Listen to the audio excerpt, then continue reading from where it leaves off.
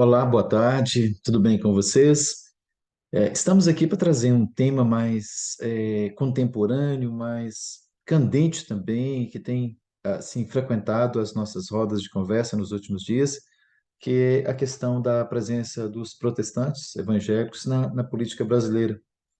É, Evidentemente que eu não quero ser oportunista, porque é um tema que é de interesse geral, eu quero apenas fazer uma abordagem mais genérica, sem me valer, de certo oportunismo, mas entendendo que esse é um tema relevante, para a sociedade brasileira, especialmente para nós, protestantes evangélicos. Eu não quero tratar, especificamente da presença da igreja, na política partidária. Quero falar mais, de forma mais abrangente, que é a questão da religião na esfera pública. E eu gostaria de trazer uma abordagem que seja piedosa, que seja respeitosa, não somente contextual, mas que aponte para uma preocupação que seja a médio e longo prazo, buscando um horizonte mais tranquilo, mais cristão para as nossas comunidades. Eu quero projetar alguns slides, então a nossa conversa vai nessa direção, sobre a questão da religião, a presença dela na esfera pública. Eu quero projetar alguns slides. É só um instante, rapidamente eu consigo fazer isso. Deixa eu colocar aqui para nós. Muito bem, eu acredito que esteja já visível para vocês. Eu vou reduzir também aqui a minha imagem para facilitar. Vou também aumentar a imagem para ficar mais visível para você no vídeo. Isso, eu acredito que assim vai ficar bom. Deixa eu só tirar também essa tela aqui para não atrapalhar. Muito bem. Como eu disse para vocês, a minha intenção é discutir sobre a questão da religião, eh, e a sua presença na esfera pública. Eu fiz aqui um desenho para se ter uma noção de como funciona isso.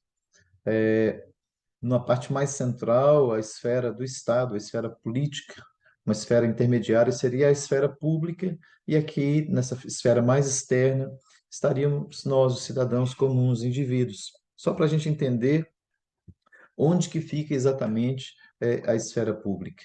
Eu vou tentar também tirar isso aqui da tela, porque isso aqui está atrapalhando. Isso, agora ficou jóia. Muito bem. Então, com essa ilustração, esse desenho não é meu, desenho que eu tirei do Google Imagens, eu apenas coloquei as esferas aí, aproveitando esse desenho.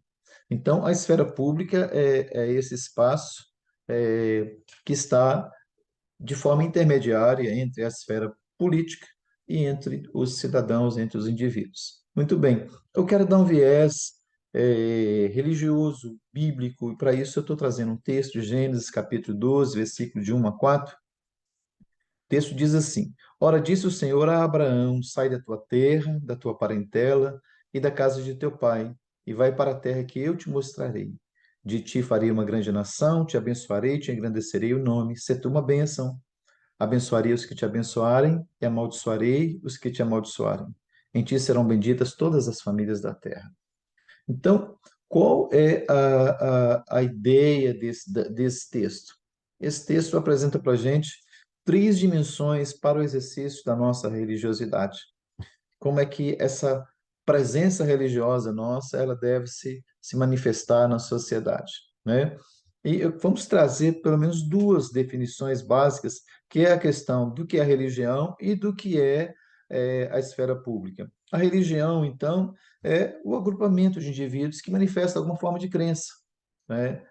São pessoas que estão ali unidas por uma crença comum. Tem um sistema de doutrinas, de valores, que é praticado pela comunidade toda. O próprio Durkheim vai dizer que é esse sistema unificado de crenças, né? Crenças e práticas ligadas ao sagrado, ligado, no nosso caso, ao nosso Deus, a Jesus Cristo, no caso cristão.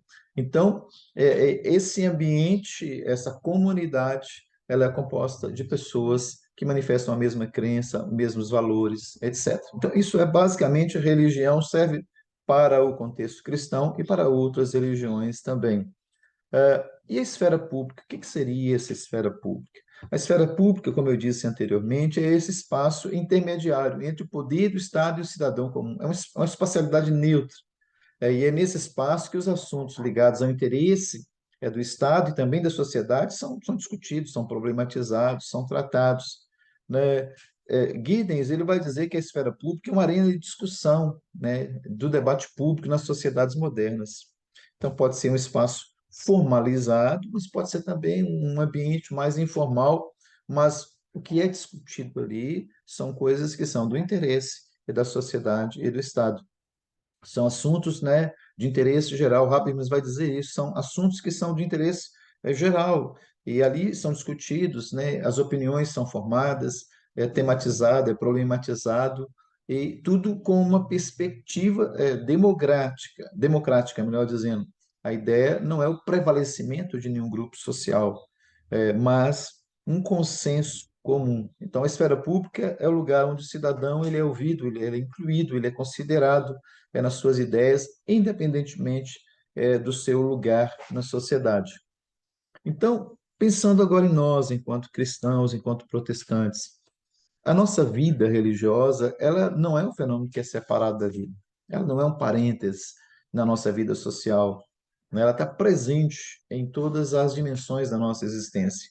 Então, a gente não pode pensar a nossa religiosidade como um fenômeno apenas privativo, apenas pertencente à nossa comunidade religiosa. A nossa religiosidade, ela extrapola o ambiente das nossas igrejas, por exemplo. Então, a gente tem que ter esse entendimento, né?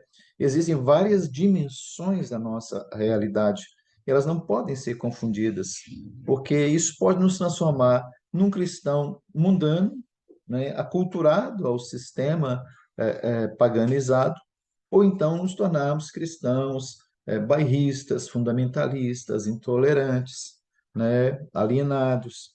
Então, nenhuma dessas atitudes é positiva para nós. Então, vamos pensar então nessas dimensões. Vamos pensar em três dimensões. Primeiramente, a dimensão privativa, né? A gente não pode se esquecer que o chamado de Deus para a nossa vida, ele é pessoal, ele é particular. Quando a gente olha para o chamado de Abraão, por exemplo, Deus não chama inicialmente uma nação, ele chama a pessoa, chama o indivíduo. E isso não pode ser esquecido. Nós não partimos das demandas da esfera pública, nós não partimos dos clamores da sociedade. Nós, enquanto cristãos, nós partimos da dimensão primativa, né? Deus nos chamou de forma pessoal, de forma individual, porque esse encontro com Deus, ele é particular, né? Ele é pessoal, ele é subjetivo, ele é individualizado, né? Ele não acontece no nível do coletivo, acontece no nível do privativo, né? A gente viu o chamado de Moisés, o chamado de Isaías, o próprio Paulo, você percebe que o Senhor sempre chama pessoalmente. O texto bíblico de Êxodo 3:4, por exemplo, diz: Vendo o Senhor que ele se voltava para ver, Deus, do meio da sarça, o chamou e disse: Moisés, Moisés. Ele respondeu: Eis-me aqui. Então, observe que o ponto de partida, o start é esse: você parte da dimensão individual, da sua dimensão privativa. E essa dimensão privativa, a gente tem que se lembrar que não é possível você ter uma ação social que seja importante, que seja significativa, que vá fazer bem à sociedade, se você não tiver essa experiência pessoal com Deus. O Novo Testamento vai sempre propor primeiro a conversão e depois a missão. Então, quando pensamos em nossas comunidades religiosas, nós não podemos perder de vista isso. O mais importante não é a missão na sociedade. O ponto de partida não é esse. O ponto de partida é a conversão do cristão. Então, um texto maravilhoso do Novo Testamento é o texto de João, capítulo 6, verso 29, quando as pessoas chegam para Jesus e perguntam a Deus que obra que nós temos que fazer, qual é a missão nossa. E Jesus fala com eles: a obra de Deus é essa, que criais naquele que por ele foi enviado. Então, ponto de partida para Deus não é a missão, é a conversão. Durkheim faz um comentário, o francês Durkheim, Émile Durkheim, ele vai dizer que o fiel que comungou com seu Deus não é apenas um homem que vê verdades novas que o incrédulo ignora. É um homem que pode mais. Ele sente em si força maior para suportar as dificuldades da existência e para vencê-las. Então, Durkheim, ele está falando da experiência individual, do encontro do fiel com o seu Deus. É isso que é o ponto de partida, né, para a ação social que é produtiva na sociedade. Então, as nossas ações cristãs, sejam em que dimensão que for, seja na cultura, seja na educação, seja na economia, seja na política, elas vão ser sempre proporcionais à nossa experiência com Deus. Então, o que determina a qualidade dessa ação é a nossa experiência com Deus. O texto fala de Barnabé, em Atos 11:24, fala que ele era um homem bom, ele era um homem cheio do Espírito Santo e de fé. E muita gente se uniu ao Senhor. Mas se uniu por quê? Porque eles viam em Barnabé esse homem de experiência com Deus, né? Era um homem que teve um encontro real com o Senhor. E a segunda dimensão da nossa religiosidade é a dimensão congregacional, né? Que dimensão que é essa? É a dimensão da igreja, né? É o lugar onde a gente se reúne para cultuar. Esse encontro que a gente tem de forma privativa, ele precisa ser mediado, ele precisa ser apoiado por uma boa educação cristã. Não adianta a gente ter apenas uma experiência com Deus na dimensão privativa e já ir imediatamente para a sociedade, tentar mudar as coisas, tentar melhorar a vida. Não. A gente precisa da mediação da igreja, que é a dimensão congregacional. Hoje fala-se muito dos cristãos que não querem pertencer a nenhuma comunidade, que não querem estar afiliados a nenhuma denominação, e essas pessoas tentam ser úteis à sociedade. E claro que com boas intenções, mas elas não têm o suporte, elas não têm a educação cristã recebida no ambiente congregacional. O próprio Senhor Jesus, ele não somente escolheu os seus discípulos, mas ele treinou os discípulos. Ele gastou 3 anos e meio, né, nesse processo. E ele, em uma das passagens mais famosas no Sermão do Monte, ele diz assim: Vocês são a luz do mundo. Não se pode esconder a cidade edificada sobre o monte, nem se acende uma candeia para colocá-la debaixo do alqueire, mas no velador. Então, a ideia de Jesus é exatamente essa. Ele chama a conversão, e uma vez essas pessoas convertidas, voltadas para o Senhor Jesus, eles vão ser treinadas, elas vão ser preparadas para aí serem produtivos na sociedade, aí sim brilhar na sociedade, assim influenciar a sociedade. Mas a dimensão do discipulado, a dimensão congregacional, ela não pode ser esquecida. E essa é uma questão muito interessante nesses tempos atuais. Então, a igreja primitiva, ela preparava os seus membros para a vida na comunidade. Todos os cristãos eram treinados, eram discipulados para demonstrar um comportamento não somente religioso, mas ético na sociedade. Antes de irem à sociedade, eles eram preparados no ambiente congregacional. O texto de Atos 2, 45 e 47 fala que essa comunidade era uma comunidade em que as pessoas viviam juntos, em oração, em partilha, né, em comunhão. E o Senhor fazia com que essa comunidade, esse ambiente fraternal, fosse percebido pela comunidade. Ou seja, um entorno. As pessoas que estavam em volta daquela comunidade percebiam aquele ambiente fraterno, aquele ambiente amigo, aquele ambiente ético, aquele ambiente honesto. E isso fazia com que a influência daquela comunidade, daquela igreja, fosse significativa naquela comunidade. Então, observe como que essa dimensão congregacional era extremamente importante, porque as nossas ações na esfera pública, elas precisam ser primeiramente formatadas no ambiente da igreja. A gente não pode ir para a esfera pública, para os ambientes extra templo, sem estarmos preparados. A gente vê determinados discursos religiosos feitos por pessoas que se dizem cristãos, e que, quem sabe, são cristãos mesmo, mas que não são compreensíveis na esfera pública. Determinadas falas, determinadas opiniões que são proferidas por cristãos, falando aqui no caso de cristãos protestantes, muitas vezes são mal recebidas na esfera pública, porque eles não foram contextualizados. Nós precisamos aprender nas nossas igrejas, nas nossas comunidades, como nos dirigir às pessoas que estão fora da nossa comunidade. Muitas vezes a gente leva um discurso extremamente religioso para o mundo secularizado, para a esfera pública, e esse discurso é mal interpretado, é mal entendido, porque aquelas pessoas não estão afinadas com esse tipo de discurso. Então, quando a gente percebe no ministério de Paulo, por exemplo, em dado momento, isso está em Atos 18, verso 9 e 10, Paulo está realizando um trabalho mais aberto, no ambiente de uma sinagoga e aberto a muitas pessoas, e uma multidão se aglomerou ali, e esse trabalho começou a ter dificuldades. Algumas pessoas começaram a questionar, e aquilo não funcionou bem. E aí Paulo, então, ele separa alguns discípulos e vai treinar esses discípulos, né, na escola de Tirano. Ou seja, ali há uma preparação para depois um trabalho, vamos dizer assim, fora do ambiente religioso.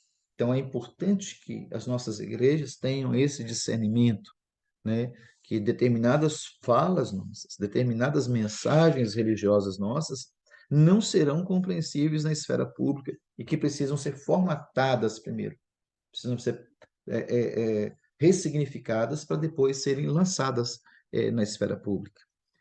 E, por fim, a dimensão comunitária. Aqui eu chego do extratemplo mesmo, né? A necessidade, né, de haver uma sensibilidade, né, com, a, com o espaço da igreja na sociedade. Ou seja, a igreja tem que ter entendimento que existem demandas que são urgentes na sociedade. A igreja não pode estar insensível com aquilo que está acontecendo na comunidade. Observe que existe uma gradação. No primeiro momento, ao chamado pessoal, a conversão. Joia, excelente. Segundo momento, a dimensão congregacional. O cristão é treinado, ele é preparado, ele é instruído. E o terceiro momento, aí sim, ele está inserido na esfera pública. E aí ele tem que fazer as leituras certas. Tem que perceber as demandas. Ele não está na esfera pública apenas para defender o seu grupo religioso. Nós percebemos nesse período eleitoral como que as pessoas levaram para a esfera pública apenas necessidades que eram de ordem congregacional, de ordem denominacional. Esqueceram que eles estavam na esfera pública. Ou seja, nós tivemos um comportamento que era próprio da igreja, fora da igreja. Ou seja, nós levamos o nosso comportamento religioso, que era congregacional, para uma dimensão comunitária. Ou seja, muitos estiveram ali apenas para defender os interesses da sua comunidade religiosa, esquecendo que haviam demandas que eram urgentes na sociedade. Um dos exemplos melhor para esse comportamento apropriado do crente, do fiel na esfera pública é o de Tabita, né? Chamada Dorcas também. A Bíblia diz que ela era uma mulher que estava inserida na comunidade e ela estava ali atendendo às demandas, né, as viúvas pobres, as mulheres que não tinham recursos. Ela estava costurando, ela estava cuidando, ela estava abençoando aquelas pessoas que não pertenciam à sua comunidade religiosa, mas ela estava ali cuidando daquelas pessoas. Isso é ter um olhar sensível, né? A sensibilidade com o entorno da igreja. Você precisa perceber as demandas mais urgentes da sociedade. Talvez no ambiente que você vai estar, não vai haver necessariamente ali a oportunidade de você fazer uma oração. Às vezes não há oportunidade para isso, mas há oportunidade para um cuidado, há oportunidade para uma ajuda econômica, há oportunidade para um acompanhamento. Então, essa dimensão comunitária, ela é diferente da dimensão congregacional, ela é diferente da dimensão privativa. E aí nós temos que fazer as leituras certas. Então, a mensagem profética da igreja deve abranger esses grupos sociais marginalizados, esses grupos que estão ali sendo preteridos, estão oprimidos, estão ali escanteados, sejam homossexuais, sejam mulheres, sejam pobres, sejam crianças, seja qual for o grupo. A gente não está lá apenas na dimensão comunitária, a gente não está apenas para combater o pecado, mas para viabilizar caminhos. Porque muitas vezes nós vamos com um discurso extremamente ético, extremamente legalista, extremamente condenatório, extremamente arrogante em sentido religioso, na tentativa de combater o pecado, mas a gente não está viabilizando caminhos. A gente não está abrindo portas para aqueles que estão ali, né, fragilizados, que estão ali vivendo uma vida desregrada. Então, observe que Jesus tem uma fala extremamente, eu chamaria de doída até para nós que somos religiosos. Jesus diz assim, em Mateus 21, verso 31, em verdade vos digo que os publicanos e as meretrizes entram adiante de vós no reino de Deus. Ele está falando num contexto judaico, eu sei disso. Mas é algo para a gente ficar com a pulga atrás da orelha, né? Observe que os fariseus, especialmente os fariseus, eles tentavam levar um comportamento religioso, que era do ambiente do templo e da sinagoga, para todos os espaços da sociedade judaica. E aí eles se tornaram um grupo extremamente legalista, um grupo sem qualquer afinamento com as realidades sociais que estavam no entorno. E Jesus, então, ele vai fazer esse questionamento. Ele vai dizer, olha, vocês estão com um comportamento eh, hipócrita, né? Ele vai dizer isso, né? E vai dizer que os publicanos e as meretrizes estavam adiante deles no reino de Deus, e essa era uma questão bastante inquietante, né? Então, nessa dimensão comunitária, há necessidade de considerar as crises sociais, os problemas, as aflições, sem ficar colocando filtros religiosos na leitura dos fatos, né? É preciso ler os fatos numa perspectiva sociológica e não somente religiosa. Nesse caso, não era o caso de leituras religiosas, mas leituras políticos-sociais. Quando Jesus é questionado em relação ao, aos impostos que se pagavam a César, ele não dá uma resposta religiosa. Ele faz uma leitura político-social. Ele diz assim, ó, de quem que é essa imagem, de quem que é essa inscrição, quem que está cunhando essa moeda? Ah, é César. Aí Jesus vai entender a César o que é de César e a Deus o que é de Deus. Então, observe que Jesus faz uma leitura político-social. Ele não está fazendo uma leitura religiosa. Uma leitura religiosa, no contexto do judaísmo, ele dizer, não, os romanos aqui, eles são estrangeiros que estão nos oprimindo, eles estão nos roubando, eles estão fragilizando a nossa economia, eles são os incircuncisos, eles são aqueles que estão contra Deus. Jesus não fez esse discurso. Jesus, nesse contexto, porque Jesus não estava numa sinagoga, Jesus não estava num templo, Jesus estava na esfera pública aqui nesse contexto, né? E aí Jesus dá essa resposta, né? De que dá a César o que é de César e a Deus o que é de Deus. Então, a dimensão comunitária é preciso ser percebida, né? Tem a sua experiência com Deus, que é a privativa, joia, legal, e nós precisamos, é o ponto de partida. Tem a realidade da sua comunidade religiosa, né? Ótimo, é a dimensão congregacional, mas tem a dimensão comunitária, que é a dimensão da esfera pública. E lá a gente precisa saber como se posicionar, tá certo? Bom, essas são assim as três dimensões de forma resumida. Eu quero sugerir algumas leituras, evidentemente, que a primeira referência é os textos da Bíblia que eu mencionei aqui. Segunda referência é um livro de Anthony Giddens, Conceitos Essenciais da Sociologia, tá? É bem interessante esse livro, está aí a referência, a editora Unesp, você pode adquirir esse livro se quiser. E o texto, né, de Durkheim, o famoso livro dele, As Formas Elementares da Vida Religiosa. É um livro que foi editado pela Paulus, então vocês podem também adquirir esses livros. E eu quero fazer uma recomendação também, uma sugestão. Nós temos esse artigo que eu acabei de mostrar aqui em slides com vocês no site do Sebenj e também na plataforma Cielo. Aí está os dois links, você pode acessar se quiser. Mas a minha recomendação principal não é nenhum desses artigos. É esse livro aqui, eu vou até sair aqui da tela para mostrar para vocês esse livro aqui, porque ele para mim é muito interessante. Deixa eu voltar aqui para a nossa tela. Ótimo, aqui está. Esse livro aqui, ó, Religião e Política, sim. Igreja e Estado, não. Tá? Ele é um livro do Paul Freston, é um sociólogo da Unicamp. Ele é anglicano, se não me falha a memória, e é um pesquisador da história da religião. É uma pessoa extremamente competente, se não a mais competente aqui no Brasil, dentro do segmento religioso protestante que eu estou falando. É um sociólogo da religião que tem conhecimentos apropriados. Ele escreve uma coluna na editora Ultimato, na editora não, na revista Ultimato. Então esse livro aqui eu recomendo assim expressamente, e até com um sentimento de urgência, porque é um livro que foi escrito em 2006, então ele parece que tem até um caráter profético para as realidades que a gente está vivendo hoje. Então, é um livro que você pode ler ele com completa isenção, porque não é um livro que está respondendo aos questionamentos do presente. Né? A gente poderia dizer, mas esse livro foi escrito agora porque atende a alguma esfera de influência. Não, ele escreveu esse livro em 2006. Então, ele não estava vivendo os acontecimentos atuais, mas ele fala de uma forma assim que a gente fica a pensar como que ele conseguiu perceber a questão da presença dos protestantes na política brasileira. Então, é bem interessante o livro, vale a pena você adquirir. Na Amazon eu sei que tem. Ele é produzido pela editora Ultimato, mas me parece que a Ultimato está sem esse livro lá. Mas vocês compram na Amazon, compram na estante virtual também, usados. Então fica aqui a nossa recomendação, nosso abraço.